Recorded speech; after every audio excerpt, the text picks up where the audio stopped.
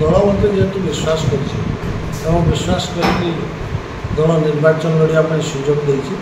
संपूर्ण खुशी अच्छे और दलर आशा विश्वास और भरसा रक्षा करने संपूर्ण उद्यम और चेष्टा कर लोक भोट देवे कौन रही मुख्य एजेंडा बर्तमान मो नेतृत्व ओडिशा प्रदेश कांग्रेस और सम्मान्य सभापति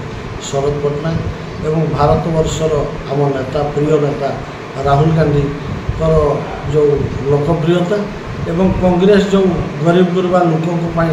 10टी ग्यारंटी उपस्थापन करिछि एवं बीजेडी और बीजेपी सरकार विफलता को नहीं आम लोकों एथर आप प्रार्थी होती अनेक आशायी भी अच्छा जो स्वाधीन कैंडिडेट भी होती कौन रही सब राजनीतिक माहौल